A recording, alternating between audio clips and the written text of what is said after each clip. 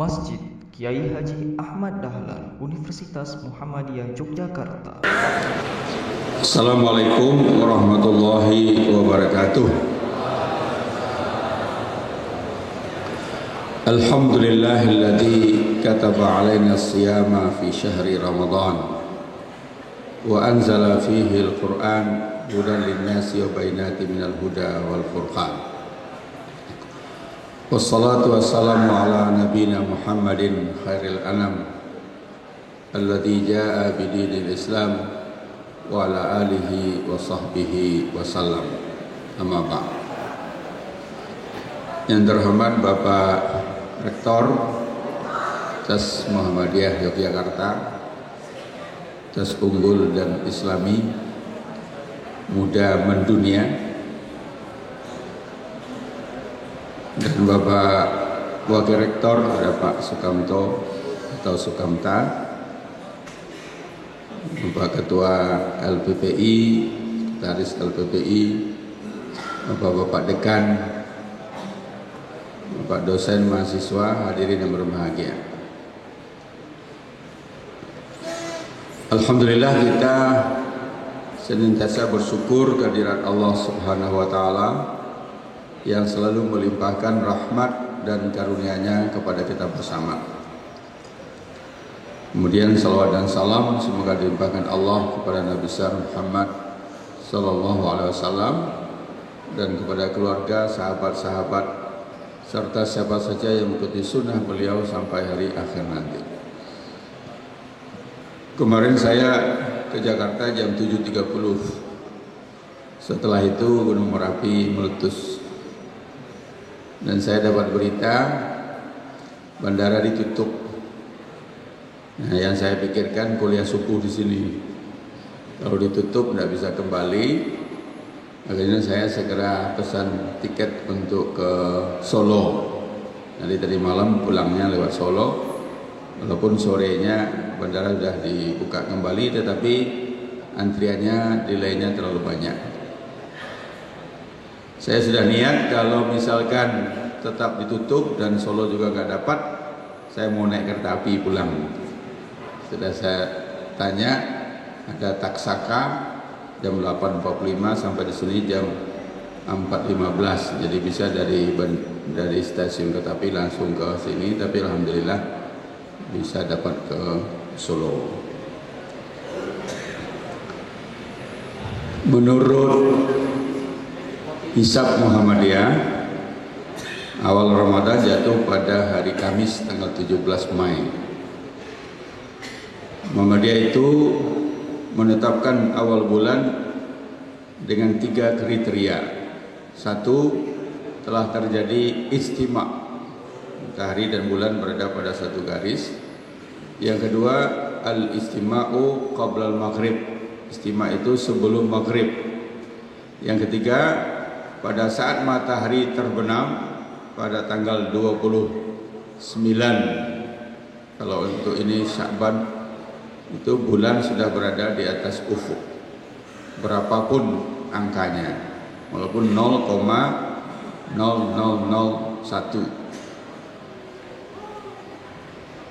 Nah, besok ini pada hari Selasa tanggal 15 Mei atau 29 Sya'ban, istima terjadi. Kriteria pertama terpenuhi. Kriteria kedua tidak terpenuhi karena istimanya jam 18.50 setelah maghrib, padahal kriterianya sebelum maghrib. Kriteria yang ketiga juga tidak terpenuhi karena pada saat matahari terbenam, bulan sudah terbenam duluan sehingga sudah berada di bawah ufuk 2 derajat. Sehingga dari 3 kriteria yang harus ada ketiga-tiganya, yang ada cuma 1, sehingga diputuskan hari Rabunya tanggal 30 Sya'ban. Jadi kita istiqmal. Nah, tanggal 1-nya hari Kamis 17 Mei. Itu menurut metode hisab. Kalau metode ru'yah itu ada ru'yah murni, itu Saudi Arabia. Pokoknya tidak lihat-lihat hisab. Nanti pada tanggal 29 ditunggu laporan. Kalau ada yang melapor bersumpah demi Allah telah melihat, nah besoknya tanggal 1 itu ru'yah murni. Saya nggak pernah di Arab Saudi diprotes oleh hampir semua astronom Timur Tengah karena bulan di bawah ufuk, tapi ada yang mengaku bisa lihat. Tapi bagi Saudi nggak penting karena dia tidak pakai hisab sama sekali. Itu ru'yah murni. Nah, ru'yah yang dipakai oleh Kementerian Agama untuk sidang isbat itu ru'yah campur hisab. Jadi tidak ru'yah murni, ru'yah campur hisab. Hisab untuk menentukan kriteria, yaitu kriteria imkaniyatur ru'yah, kriteria bulan kapan bisa dilihat. Nah, ditetapkan kriterianya 2 derajat. 2 derajat itu bukan angka ilmiah, tapi 2 derajat itu adalah konsensus. Konsensus antara menteri-menteri agama Mabim, Malaysia, Indonesia, Brunei, dan Singapura. Itu menetapkan 2 derajat. Kalau belum 2 derajat, sekalipun ada yang melapor telah melihat, maka laporannya ditolak. 2 derajat saja ditolak, apalagi di bawah 0. Jadi secara teori, baik yang menggunakan ru'yah maupun yang menggunakan hisab, awal puasanya tetap tanggal 17 Mei. Nah, kecuali mungkin An-Nazir dengan Naqsyabandiyah, itu udah rutin berbeda ya. An-Nazir dari Sulawesi Selatan, Naqsyabandiyah dari Sumatera Barat. Nah, itu 2 itu untuk jadi meramaikan berita. Sebenarnya yang mainstream cuma 2 saja. Jadi sidang isbat besok hanya formalitas. Sebab hasilnya sudah bisa diketahui.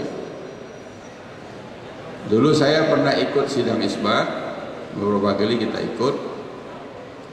Waktu itu Bapak Cecep, astronomnya Kementerian Agama, menjelaskan bahwa menurut hitungan astronomi atau hisab, bulan sudah berada di atas ufuk tapi masih di bawah 2 derajat. Menurut kriteria yang ditetapkan oleh Kementerian Agama, kalau di bawah 2 derajat, walaupun nanti dari 70 lebih titik di seluruh Indonesia ada yang melapor telah dapat melihat, maka laporannya ditolak. Nah, lalu setelah ditutup sebelum maghrib, saya tanya sama Pak Cecep, kalau sudah begitu untuk apa melihat lagi? Kan sudah jelas, untuk apa lagi dilihat? Nah, Pak Cecepnya memberitahu saya, tanya tuh Pak Menteri Agama. Nah, saya tidak nanya karena beliau hanya petugas ya, tapi saya tidak nanya kepada Bapak Menteri Agamanya. Saya tanya-tanya sama Pak Malik Fajar sebagai mantan Menteri Agama. Bapak kan dulu Menteri, terjadi nggak hal seperti itu? Terjadi. Tetap nggak sidang isbat? Tetap. Kenapa kok tetap sidang isbat? Ya, Pak Malik menjawabnya karena memang sudah ada anggarannya. Jadi memang sudah ada anggaran, sudah ada programnya, ya tetap jalan.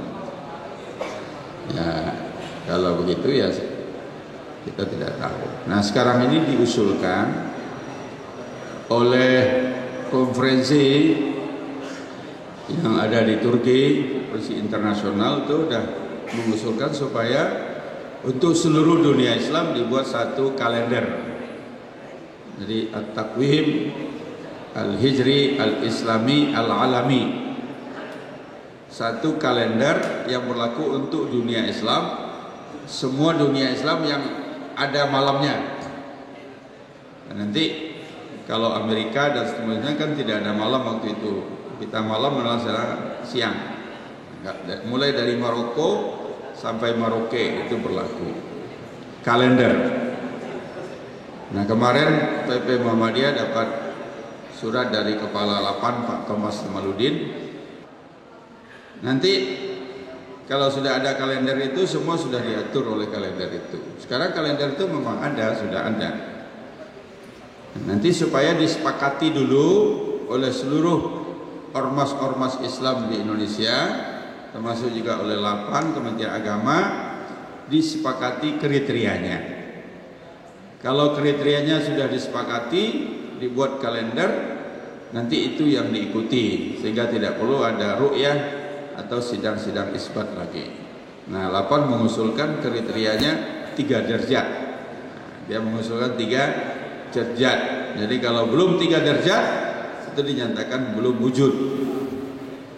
Nanti kalau di Muhammadiyah, nah mungkin problemnya karena kita menggunakan kriteria 0, nah, bisa nggak dinaikkan menjadi 3 derajat? Kalau problemnya teman-teman dari NU mau nggak menggunakan hisab tanpa ru'yah? Misalkan NU mau menggunakan hisab tanpa ru'yah dan Muhammadiyah sudah jelas setuju dengan hisab, maka tinggal didialogkan kriteria ini. Saya kira akan bisa ditemukan titik temu asal didialogkan kriterianya. Insya Allah ketemu, tapi tidak ada lagi ru'yah. So, bagi teman-teman NU, ru'yah itu konfirmasi. Jadi bahasanya hisab adalah informasi, ru'yah konfirmasi. Jadi semua informasi perlu dikonfirmasi. Nah, itu masalahnya. Walaupun sebagian juga mengatakan ru'yah itu ta'abudi.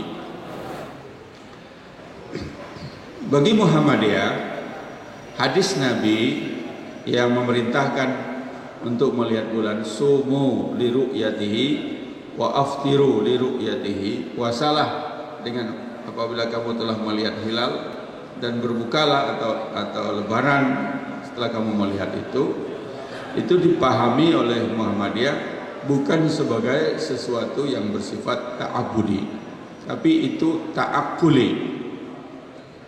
Kalau ta'abudi itu ibadah ritual mahdah, jadi harus kita laksanakan, nggak boleh dirubah-rubah. Kalau ta'akuli itu cara yang dipentingkan adalah rasionalitas. Nah, Muhammadiyah memahami sumu li ru'yatihi wa aftiru li ru'yatihi sampai akhir hadis itu bersifat ta'akuli.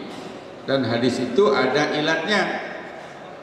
Ilatnya Nabi Muhammad SAW mengatakan kita ini umat ummiyun, nahnu ummatun ummiyun, kita umat ummiyun, la naktubu wa la nahsibu.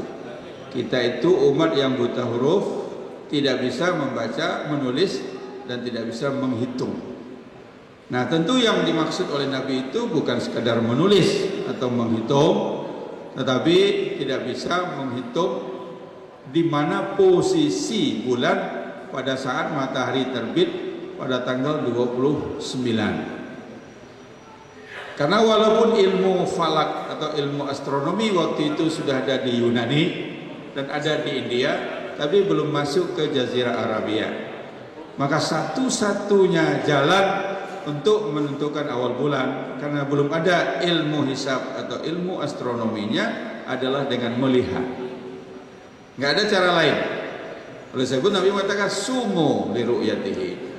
Lihatlah, pantaulah. Kalau udah kelihatan, nah besok tanggal 1. Wa aftiru, itu juga untuk lebaran.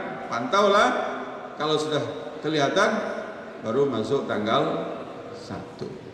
Nah, kalau tidak bisa, fa in ghumma alaikum, kalau tidak bisa karena awan, karena mendung cuaca, maka Nabi mengatakan fa'akmilu al-iddata salasin atau fa'akmilu syahra salasin, sempurnakan bilangan menjadi 30 atau sempurnakan bulan itu menjadi 30. Karena dalam hadis lain Nabi mengatakan asyahru hakada hakada hakada au hakada. Kalau tidak 29, 30. Berarti hadis yang saya sebutkan kedua ini itu ilatnya. Kenapa melihat bulan? Ilatnya karena kita tidak bisa menggunakan hitungan.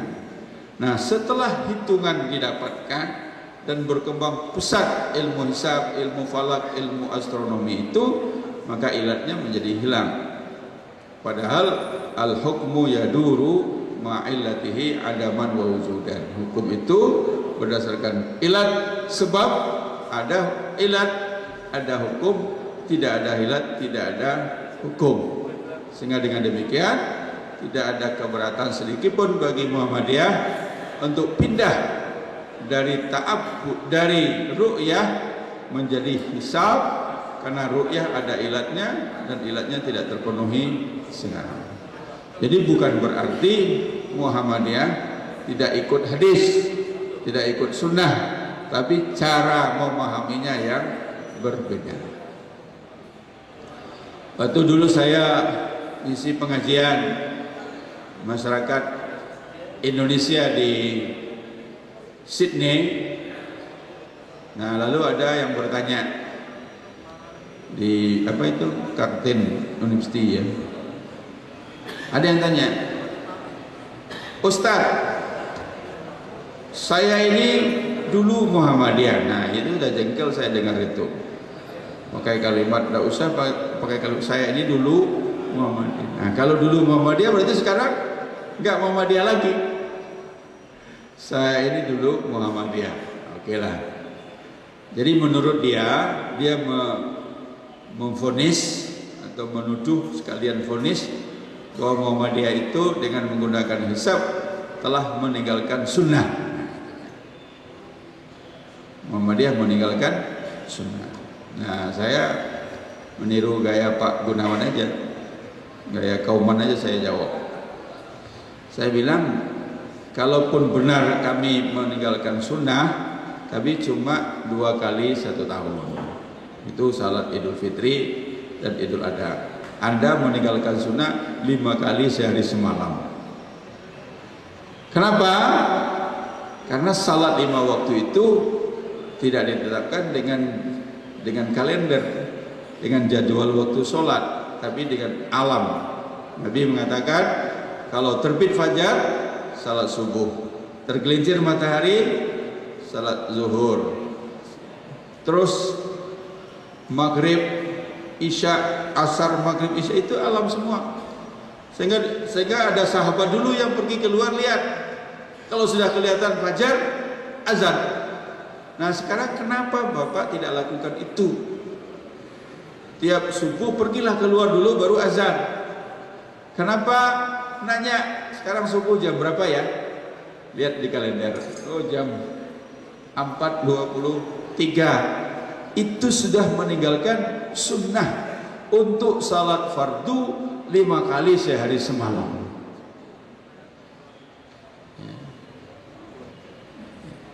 Tidak harus, jawabannya tidak harus terlalu ilmiah, ya, karena pertanyaannya juga tidak ilmiah, maka jawabannya juga tidak perlu ilmiah. Kenapa? Jadi kenapa untuk salat 5 waktu kita sudah menggunakan hisab, tapi masih keberatan menggunakan hisab untuk menentukan awal Ramadan dan awal Syawal. Nah, itu kan jadi persoalan, ya, itu jadi persoalan. Ini yang pertama, sekadar memberikan wawasan. Teman-teman di Amerika, di New York tepatnya, itu sangat ingin supaya semua muslim yang bekerja di New York pada saat Idul Fitri libur resmi. Karena selama ini tidak ada libur resmi, karena di Amerika libur resminya tidak ikut kalender Hijriyah, nggak ada. Lalu organisasi-organisasi komunitas Islam bersama-sama menemui wali kota New York. Usul supaya karyawan muslim diberi izin libur pada tanggal 1 Syawal. Usulan ini diterima oleh wali kota New York, lalu wali kota menanyakan kapan itu terjadi, tanggal berapa. Karena harus disiapkan. Kalau ada yang cuti dalam jumlah yang besar, harus ada yang gantikan kerjanya. Jadi tolong dijelaskan tanggal 1 Syawal itu jatuh pada tanggal berapa. Yang hisab mantap menjawabnya. Tapi yang ru'yah mengatakan tunggu dulu. Kita mau ru'yah dulu. Apa itu ru'yah? Mau lihat bulan baru. Kapan? Itu sehari sebelumnya. Jadi nggak bisa, kata wali kota, harus pasti, harus dari sekarang dijelaskan kapan. Nah, yang bisa menjawab hanya hisab. Di Australia, saya pernah juga lebaran di Australia, musim dingin, sehingga salat Idnya tidak bisa di gedung, tidak bisa di lapangan, harus di gedung karena dingin. Oleh sebab itu sewa gedung. Nah, teman-teman yang menggunakan hisab waktu menyewa gedung enak, ditanya tanggal berapa, tanggal sekian, oke, siap, booking. Nah, yang menggunakan ru'yah ditanya tanggal berapa, belum tahu, masih nunggu pengumuman. Tidak bisa. Kami hanya berspekulasi. Kalau misalkan kalau nggak Sabtu, Ahad misalkan. Kalau nggak Sabtu ya Ahad, ya untung-untungan. Supaya aman, Anda harus booking 2 hari. Jadi di bookinglah 2 hari daripada nanti disewa orang lain. Berarti tidak ekonomis. Nah, yang ekonomis itu tetap saja hisab. Ibu Siti Mufidah Kala diceritakan oleh Pak Yusuf Kala suka nanya, Pak, kapan lebarannya Pak? Kata Pak Yusuf Kala, tunggu pengumuman. Iya, kalau diumumkan lusa, kalau malam-malam diumumkan besok, ini catering yang repot. Karena Bu Yusuf Kala itu menyediakan opor ayam untuk 6.000 orang. Nah, kalau malam-malam dibilang sama catering, besok 6.000 pontang-panting catering. Tapi kalau berurusan dengan Muhammadiyah gampang. Dari sekarang sudah bisa kita tentukan tanggal sekian opor ayam siap. Jadi dari segi opor ayamnya memang hisab yang paling tepat. Dari segi nyewa tempat, hisab yang paling tepat.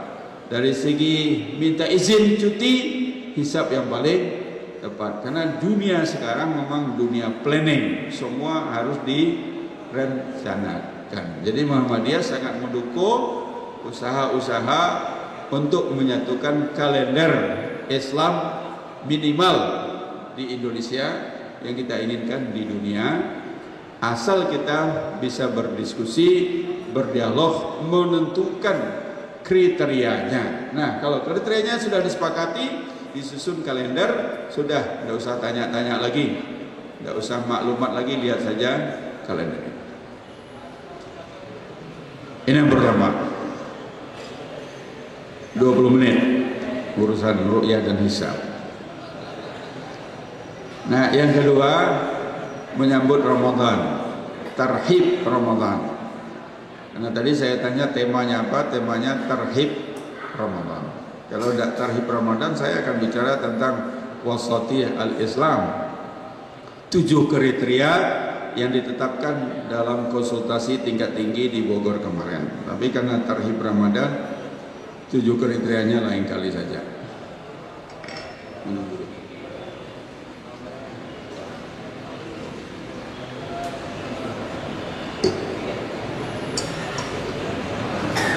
Kalau bulan Ramadan mau datang, biasanya kita ucapkan marhaban ya Ramadan. Gitu. Marhaban ya Ramadan. Marhaban dari kata rahuba, artinya lapang dada. Kita menyambut dengan lapang dada, dengan gembira.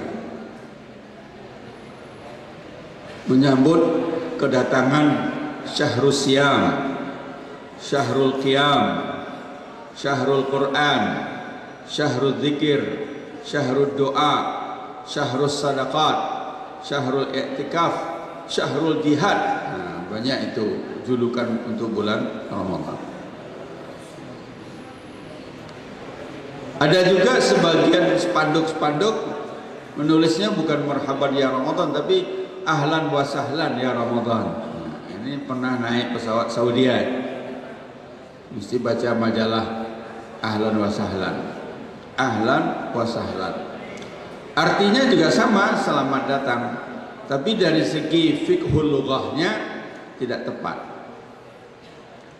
Orang Arab itu kalau datang tamu, dia bilang sama tamunya, Anda sekarang menjadi anggota keluarga kami, segala sesuatu menjadi mudah. Itu panjang begitu, mereka ringkas menjadi kalimat ahlan wa sahlan. Ahlan artinya keluarga, Anda seperti anggota keluarga. Sahlan mudah, semua menjadi mudah. Jadi kalau ada orang namanya Sahlan, Pak Sahlan, itu Pak Mudah. Masih lumayan lah daripada Pak Kaslan. Kaslan itu artinya pemalas. Dulu ada tokoh di Jogja namanya Pak Kaslan. Untunglah orang nggak tahu artinya dan saya tidak mau memberitahu artinya. Karena Pak Kaslan itu artinya bapak yang sangat pemalas. Nah itu asal bahasa Arab aja dicomot oleh bapak ibunya, nggak nanya-nanya artinya apa, kasih nama Kaslan. Ada juga yang kasih nama, ini malah di Arab sendiri, Ghadban, sangat pemarah. Mungkin dulu bapaknya pemarah mungkin ya, itu sih gelar Ghadban. Ghadban itu sangat pemarah, Kaslan sangat pemalas, Sahlan mudah, ya, Ahlan keluarga. Jadi tidak tepat kita katakan pada Ramadan, wahai bulan Ramadan, Anda ini seperti anggota keluarga, segala sesuatu menjadi mudah. Nggak tepat. Yang tepat hanyalah marhaban ya Ramadan. Jadi takmir Masjid Ahmad Dahlan jangan diganti dengan marhabannya dengan ahlan wa sahlan. Kalau ahlan wa sahlan itu untuk Pak Rektor nggak apa-apa. Ahlan wa sahlan Pak Rektor itu cocok. Ahlan wa sahlan kalau Pak Rektor di tempat lain. Kalau di sini beliau tua rumahnya. Kalau di tempat lain beliau disambut orang dengan ahlan wa sahlan. Nabi pernah mengatakan, "Lau alimat ummati annama fi ramadana latamannau anna syahra kullahu ramadan." Kalau umatku tahu apa yang ada pada bulan Ramadan, tentu mereka akan berangan-angan semua bulan itu menjadi Ramadan. Jujur saja saya belum pernah berangan-angan begitu. Ya, kalau bisa Muharram, Safar sampai Dzulhijjah Ramadan semua, belum ada. Jujur. Kalau Ustadz aja belum, apalagi santri. Saya kira yang berangan-angan begitu pedagang di Malioboro. Karena bulan Ramadan dagangannya laris, sepatu laris, baju laris, celana laris. Termasuk juga yang jualan buka puasa itu, itu mungkin mereka yang memahami hadis Nabi ini kalau bisa 12 bulan itu Ramadan terus. Nah, mungkin sebagian ustadz juga ada yang begitu karena bulan Ramadan banyak undangan. Artis-artis itu bulan Ramadan panen, ya, terutama yang pakai hijab, yang pakai kerudung bulan Ramadan panen, pembawa acara bulan Ramadan panen. Barangkali itulah segmen yang memahami apa kelebihan bulan Ramadan, sehingga kalau bisa Ramadannya 12 kali 1 tahun. Pertama, Ramadan itu syahrus siyam, ya, bulan untuk puasa. Nah, untuk kita refreshing saja karena sudah berpengalaman, puasa itu rukunnya hanya 2. Rukun puasa 2. 1 niat, yang kedua imsak. Niat itu al-qasdu fil qalbi, kesadaran yang ada dalam hati untuk melakukan sesuatu, itu namanya niat. Al-qasdu fil qalbi. Sekarang saja saya yakin Bapak Ibu saudara-saudari semua sudah berniat untuk puasa. Tanggal 17 saya akan puasa, itu sudah ada. Sehingga tidak perlu diucapkan, nggak perlu dilafadzkan. Cukup dalam hati. Bisa berniat satu kali saja untuk 1 bulan. Tapi bisa juga berniat tiap malam. Yang penting untuk puasa wajib sebelum fajar kita sudah punya niat besok akan puasa. Untuk puasa sunnah boleh besoknya saja sampai sebelum zuhur. Jadi kalau mahasiswa udah sampai jam 10 belum dapat sarapan, udahlah puasa aja, boleh. Tapi kalau sudah sampai asar belum juga dapat sarapan, ya memang udah nasib. Nasib itu, tidak bisa puasa itu. Jadi kalau sebelum zuhur masih bisa niat puasa sunnah hari itu. Ya. Tapi kalau puasa wajib nggak bisa. Puasa wajib sebelum fajar sudah ada niat. Kalau kemudian di masjid-masjid kita temukan orang yang membaca niat, kan banyak juga ya.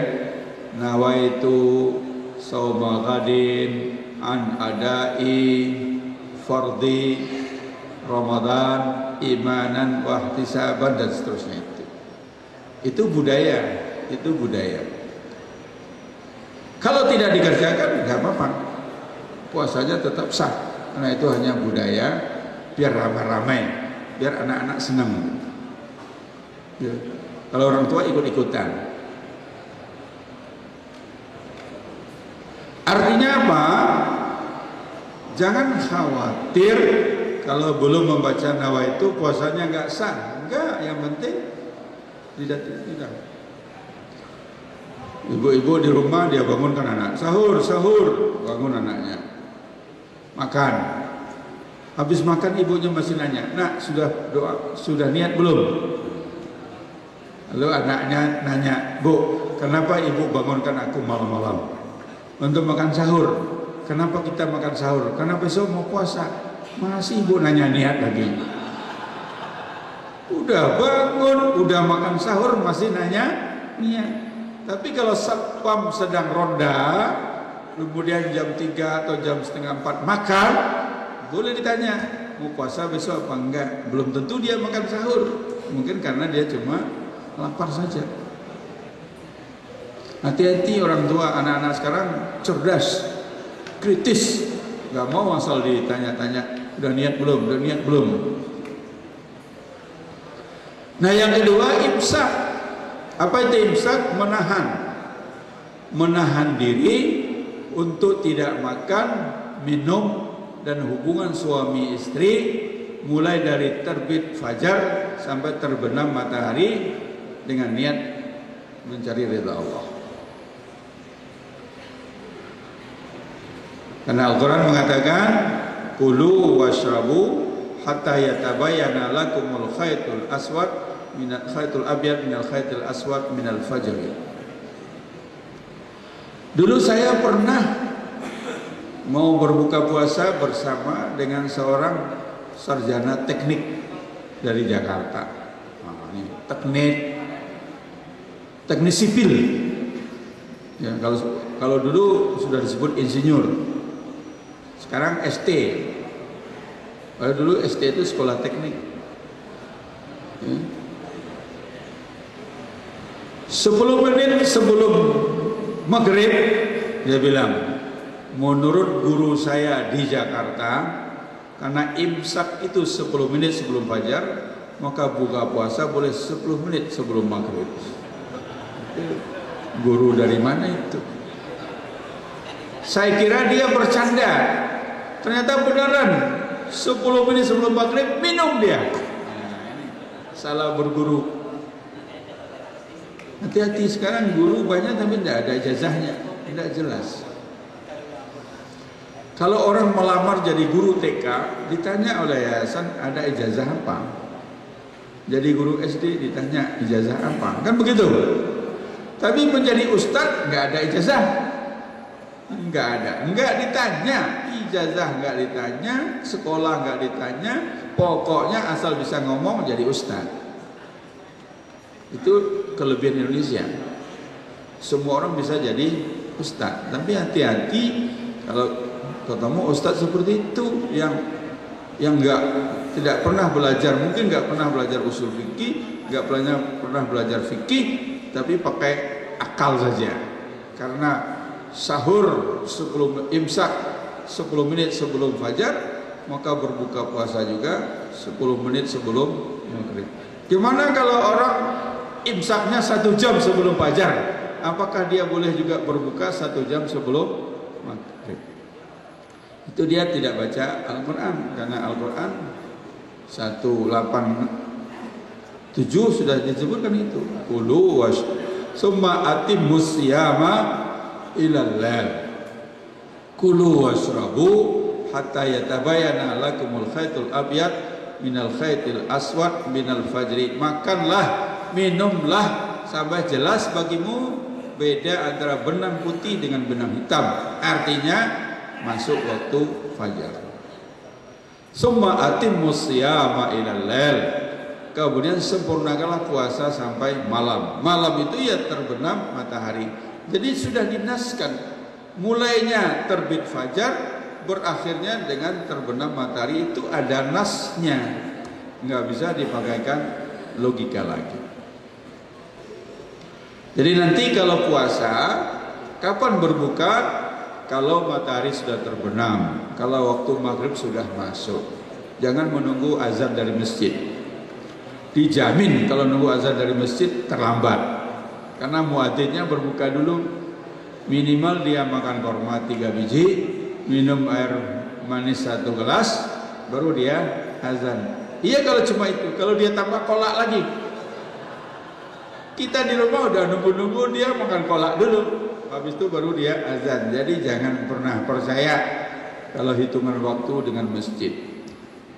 Tapi kalau azannya di televisi, azannya di radio bisa, karena yang azan kaset.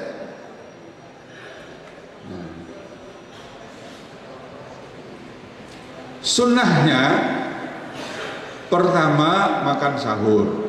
Sahur itu artinya begadang, bangun malam hari begadang, itu sahur.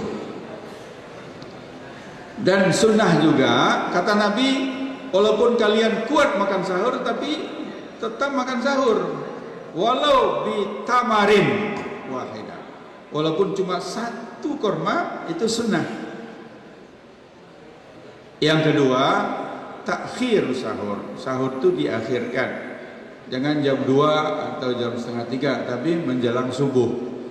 Sehingga Nabi kalau selesai sahur, Nabi baca Quran kira-kira 50 ayat. Nah itulah oleh para ulama diperkirakan baca Quran Nabi 50 ayat itu sekitar 10 menit. Kalau kita yang baca 50 ayat itu sudah lebih 10 menit itu. Tapi kalau Nabi diperkirakan saja 10 menit, maka diambillah waktu jaga-jaga atau waktu ihtiyat, itu 10 menit, yang kalau di Jogja disebut dengan imsak. Jadi saya pertama kali ke Jogja kaget saya, aku ada yang teriak-teriak di mic, imsak, imsak. Nah, rupanya itu batas. Kalau di kampung saya cukup pukul beduk aja, atau di kota bunyi sirine, itu tanda imsak. Kalau di Jogja lebih kreatif, pakai seni mulut, ya, imsak. Nanti lagunya lain lagi imsak. Nah itu artinya lampu kuning. Baru lampu kuning, belum lampu merah. Jadi kalau kita bawa mobil sampai di traffic light kuning, apa yang kita lakukan? Ngebut, tancap gas, mumpung masih kuning, ngebut, gitu. Jadi kalau kita sedang makan sahur, kedengaran imsak, maka makannya dipercepat. Waktu masih ada, tapi dipercepat. Nah, kalau sudah selesai, ya sudah berhenti. Jadi imsak itu baru lampu kuning. Tidak wajib langsung berhenti. Kalau sudah selesai, ya sudah, jangan makan minum lagi. Tapi kalau belum selesai, selesaikan dulu makan dan minum. Itu pentingnya ilmu. Ada yang terlambat bangun, ambil makan ayam, rendang, jus alpukat, teh manis. Baru satu suap, imsak, berhenti dia, karena dia tidak tahu. Berhenti, tapi matanya tetap menatap makanan itu. Aduh, sayang. Nah, itu rugi orang tidak punya ilmu. Orang nggak punya ilmu itu rugi. Harusnya tetap saja makan, karena kalau dia pakai dari 10 menit itu dia pakai 7 menit, insya Allah ayam 1/4 itu habis itu. Orang Indonesia paling-paling makan ayam kan paling banyak 1/4. Kalau orang Arab diketawain kalau makan ayam 1/4. Saya 4 tahun di Arab Saudi, kalau masuk restoran kita bilang dajat rubuk, ketawa dia. Dajat rubuk. Ayam 1/4 ketawa, dia bilang minimal separuh. Nggak boleh pesan 1/4. Nus, alal akal nus. Ayam separuh. Nah, kami sudah biasa. Jadi saya kalau dengan teman-teman hari Jumat pagi-pagi main sepak bola, habis sepak bola kita masak, itu hanya untuk beberapa orang, beli ayamnya bisa 6-7 ekor. Jadi saya 4 tahun pemakan ayam. Pas libur pulang, dibawa oleh kakak saya, Mbak Ayu saya, bertamu ke rumah temannya, dihidangi makan siang. Ayam 1 piring saya habiskan. Ada ayam goreng 1 piring saya habiskan semua. Sampai di luar saya dimarah-marahi oleh kakak saya. Kamu itu nggak tahu sopan santun. Ayam orang 1 piring dihabiskan. Saya bilang, kan kita dikasih makan ayam 1 piring. Ya tapi jangan dihabisin 1 piring. Saya bilang kalau di Arab biasa itu ayam 1 piring itu paling-paling ya nggak 1/2 ekor, nggak, bukan 1 ekor. Makanya kalau kawin dengan orang Arab, pulang sampai di rumah ditanya oleh ibu kita, kamu itu istrimu manusia apa musang? Kok ayam habis lama-lama, ayam ibu habis ini, disembelih oleh istrimu semuanya itu. Nah, kalau kita lumayan lah, 1/4 pun kadang-kadang dibagi-bagi juga, di swil-swil. Jadi sunnahnya takhir sahur. Nanti berbuka takjil, disegerakan berbuka. Artinya begitu datang waktu sholat, waktu maghrib, berbuka dulu. Jangan sholat dulu, berdoa dulu, enggak, berbuka dulu. Takjil. Nah, karena di Jogja ini berat baca ain takjil, lalu berubah menjadi takjil. Padahal artinya berlawanan. Kalau takjil pakai ain, takjil menyegerakan. Kalau takjil menunda. Nah, kalau di Jogja itu, ayo takjil, nah itu menunda artinya. Tapi karena ini kesalahan sudah umum, ya dianggap benar. Karena sulit lah kalau takmir disuruh umumkan takjil, susah dia. Jadi sudahlah, takjil aja. Padahal maksudnya itu takjil. Dan disunahkan berbuka, kalau Nabi berbuka dengan korma. Kalau makan korma itu witir, ganjil. 1, 3, 5, 7. Nah, jangan sampai 17, kebanyakan. Witir. Jadi kalau saya pernah bertamu kepada teman orang Arab, disuguhin korma, lalu saya ambil korma, saya makan. Lalu dia bilang, isfa ya akhi, genapkan. Nah, jadi kalau 1 aja tidak boleh digenapkan. Isfa ya akhi, saya makan 1 lagi jadi 2. Lalu dia bilang witir ya akhi, saya ambil 1 lagi jadi 3. Dia bilang lagi isfa, genapkan lagi. Saya makan lagi, dia bilang lagi witir lagi. Wah, ini kapan selesainya ini? Kalau diikuti terus kapan selesai? Begitu cara orang Arab berbahasa basi. Dimakan 1 dia bilang genapkan, dimakan 2 dia bilang ganjilkan, kita makan 3 dia bilang genapkan lagi, sampai tidak habis-habis. Ya. Kalau disuduhi minuman teh oleh orang Arab itu pakai gelas kecil, itu dia habis 1 gelas dia datang lagi, habis dia datang lagi. Nah caranya pegang begini. Nah, kalau pegangnya udah begini, dia tidak nambah. Tapi kalau pegangnya begini, minta tambah itu. Jadi tutup gelasnya dengan 2 jari. Nah, dia sudah tahu bahwa orang tadi tidak mau ditambah lagi. Kalau tidak ada kurma, Nabi cukup minum air putih. Nah, sekarang dipahami oleh ulama, kurma itu makanan yang manis, alami. Maka kalau tidak ada kurma, diganti dengan makanan yang manis, alami, tidak dimasak. Berarti buah. Kalau kolak itu tidak alami karena udah dimasak. Ya. Alami mungkin diganti dengan semangka atau dengan apa ya? Pisang atau apalah begitu. Kalau mahasiswa ya terserah apa yang dikasih aja. Sunnahnya tergantung takmir. Kita nggak bisa milih. Nah, hadirin berbahagia, ini Syahrul Siyam. Saya teruskan Syahrul Qiyam. Nah, ini syahrulnya banyak. Syahrul Siyam, sekarang Syahrul Qiyam. Bulan Qiyamul Lail. Man sama Ramadana imanan wa ihtisaba ghufira lahu ma taqaddama min dhanbi wa ma ta'akhkhar wa man qama Ramadana. Nah, itu salat malam. Bahasa generiknya, istilah generiknya itu Qiyamul Lail. Dari surat Al-Muzammil, Qumil laila illa qalila. Bangunlah kamu untuk salat pada malam hari sepanjang malam kecuali dikurangi sedikit. Nah, itu yang paling top.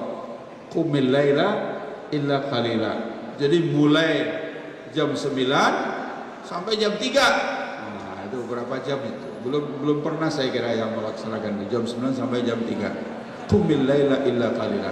Nisfahu atau mulai separuh malam jam 12 sampai jam 3. Auzid alaihi atau lebih mulai jam 11. Awin qus minhu qalila atau kurang atau mulai jam 1, mulai jam 2. Nah, kalau salat malam Nabi diperkirakan minimal salat malam Nabi itu 3 jam.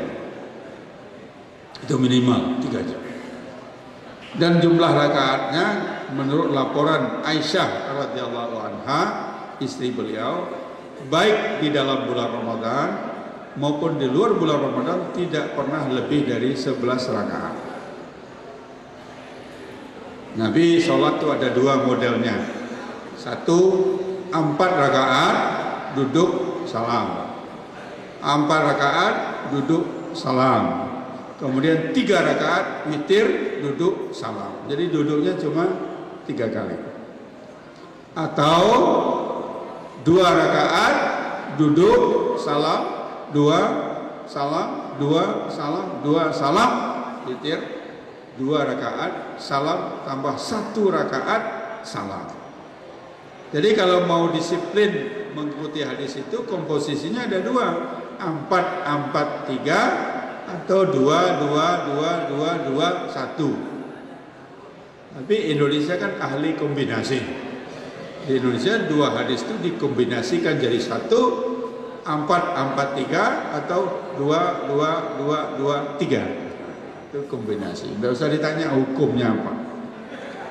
Karena dua-duanya boleh ya, saya kira boleh saja karena substansi dari witir itu ganjil. Minimal 1 rakaat witir itu. Bisa 3, bisa 5, bisa 7, bisa juga 9. Tapi saya belum pernah melihat imam yang witirnya 9 rakaat. Kalau ada langsung dipecat jadi imam. Paling banyak dan rata-rata itu 3 rakaat. Kalau di Indonesia yang lebih banyak itu 3 rakaat langsung 1 kali salam. Tapi ada juga sekarang yang 2 rakaat duduk salam, 1 rakaat duduk salam. Tapi kalau 4 rakaat, nah tidak bisa 2, 1, 4, 4, 3. Nabi dulu bulan Ramadan pernah malam hari, tengah malam Nabi keluar dari kamarnya sholat, dan sahabat juga ada yang di masjid. Nah, barangkali Nabi menjaharkan sholat malamnya ikuti oleh para sahabat. Besok sahabatnya cerita, tadi malam kami sholat bersama Nabi. Lalu besok tambah ramai yang datang. Nah malam kedua ramai, besoknya cerita lagi. Akhirnya malam ketiga tambah banyak yang datang. Sholat malam dipimpin oleh Nabi, tapi Nabi tidak keluar. Ditunggu-tunggu nggak keluar. Nggak ada yang berani bangunkan Nabi. Akhirnya mereka sholat sendiri-sendiri. Besok tanya, ya Rasulullah, kami tadi malam sudah berkumpul banyak, menunggu engkau keluar. Kenapa engkau tidak keluar? Kata Nabi, kalau aku keluar tadi malam, aku khawatir nanti salat malam diwajibkan untuk kalian.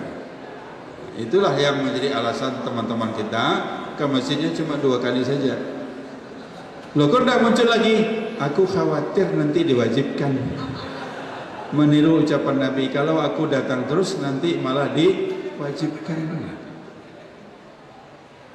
Setelah Nabi meninggal dunia, diganti oleh Abu Bakar 2 tahun, lalu datanglah zaman Umar bin Khattab. Umar melihat orang salat malam itu sendiri-sendiri. Ya Umar mengatakan alangkah indahnya kalau dipimpin oleh satu imam.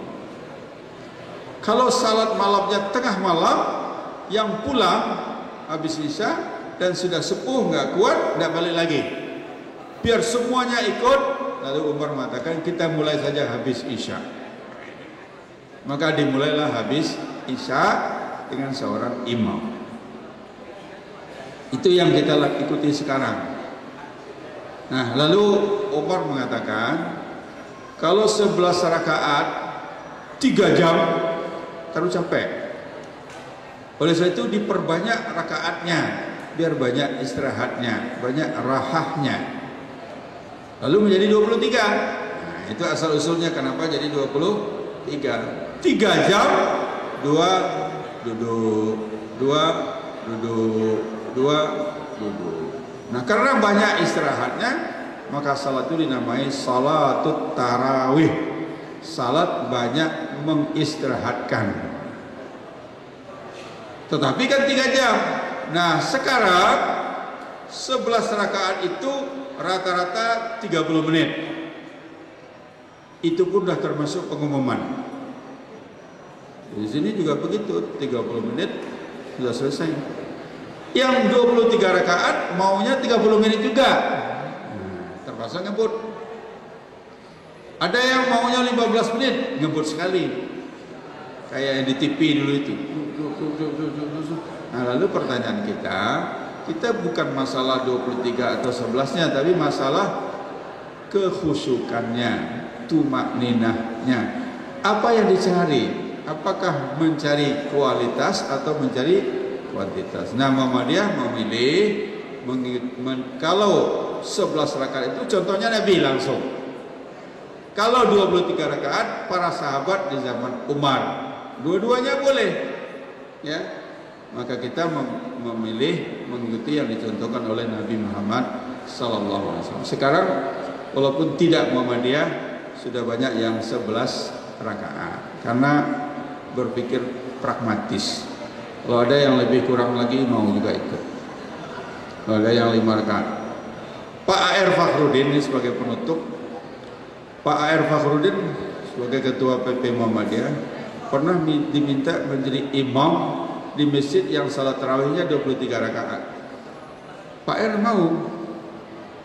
Sebelum memimpin Pak R nanya dulu, bapak-bapak, tentu bahasa Jawa ya. Salat apa bahasa Jawanya itu? Salat puniko pinter rakaat 20 kali dosa. Lebih baik bahasa Inggris saja lah saya daripada bahasa Jawa. Apakah kita 23 apa 11? Nah, lalu jamaah serentak menjawab 23. Nah, itu imam yang bijaksana gitu, ikuti maunya banyak jamaah. Lalu Pak R imam. Baru 2 rakaat sudah 15 menit. 2 rakaat 15 menit. Kemudian 4 rakaat 30 menit. Selesai 11 rakaat. Wah, akhirnya belum, baru 8 rakaat. Baru 8 rakaat. Sudah berapa tuh? 8 kali 15. Udah 2 jam. Lalu Pak R nanya lagi, bagaimana? Mau diteruskan sampai 23 apa cukup? Cukup. Langsung witir. Besok, karena besok masih Pak R imamnya. Pak R nanya lagi, bagaimana bapak-bapak? 23 apa 11? 11. Jadi begitu caranya. Nggak usah ditawar-tawar 11, pimpin aja. Tapi agak lama. Sehingga kalau 23 rakaat gaya Pak R itu kira-kira 3 jam. Nah sudah. Jadi memang secara kebetulan saja apa yang dipahami Imam Ali itu ya moderat lah, angkanya moderat gitu ya. Sehingga banyak orang yang ikut 11. Jadi kalau suatu masjid raya itu penuh, nanti selesai 8 kemudian witir. Nah yang mau 23 rakaat tidak ikut witir ya. Dia tidak ikut witir, dia minggir dulu. Nanti selesai semuanya, nah yang 23 meneruskan. Nah itu biasanya tinggal 1 shaf, tinggal 2 shaf. Dan tidak ada anak muda. Anak mudanya sudah dari dulu pergi. Bahkan belum 11 saja udah pergi dia. Nah saya kira demikian, tidak semuanya bisa. Kan tadi dikatakan Ramadan itu syahrul siyam, udah kita uraikan. Syahrul qiyam, udah kita uraikan. Tapi syahrul Qur'annya belum, syahrul dzikir belum, syahrul doa belum, syahrul sadaqat belum, syahrul i'tikaf belum, syahrul jihad juga belum. Nanti diuraikan sendiri-sendiri aja. Saya kira demikian. Terima kasih. Billahi taufiq wal hidayah. Wassalamualaikum warahmatullahi wabarakatuh.